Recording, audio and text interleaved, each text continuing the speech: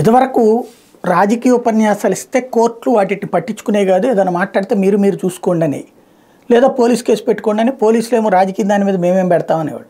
తర్వాత ఇప్పుడు ప్రైవేట్ కేసులు వేయడం ప్రారంభిస్తే చివరికి అగ్రనేతలు కోర్టుల దగ్గరికి రావాల్సి వస్తుంది, లేదంటే కనుక కేసులు ఫేస్ చేయాల్సి వస్తుంది.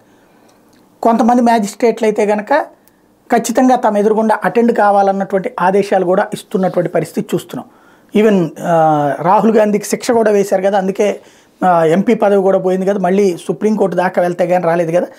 ఇప్పుడు రాహుల్ గాంధీకి, సిద్ధరామయ్యకి, డీకే శివకుమార్కి ఇప్పుడు కర్ణాటకలో ఉన్నటువంటి ఒక కోర్టు సమన్స్ జారీ చేసింది. ఏంటంటే భారతీయ జనతా పార్టీ 40% కమిషన్ అంటూ క్రిందటి ఎన్నికల్లో చేసినటువంటి ప్రచారం మీద వేసిన పిటిషన్ మీద ఈ ముగ్గురికి సమన్లు జారీ చేసింది కర్ణాటకకి సంబంధించినటువంటి కోర్టు.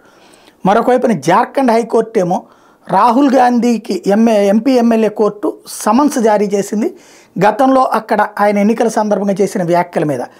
అమిత్ షాని అప్పట్లో మర్డర్ అక్యూజ్డ్, అతను ఏది హంతకుడు అన్నందుకు గాను 2018 ఎన్నికల ర్యాలీ సందర్భంగా దాని మీద చైబాస ప్రాంతంలో ఆయన చేసిన వ్యాఖ్యల మీద కేసు నమోదు అయితే అప్పటి నుంచి విచారణకు నోచుకోలేదు. ఇప్పుడు ప్రజాప్రతినిధి మీద కేసులు ఏడాదిలోపు తేల్చమన్నారు కదా, అందుకని ఆ కోర్టు ఏర్పాటు చేసిన ప్రత్యేక ప్రజాప్రతినిధుల కోర్టు ఇప్పుడు రాహుల్ గాంధీకి కోర్టు ముందు హాజరు కమ్మనమని చెప్పి సమన్స్ ఇచ్చింది.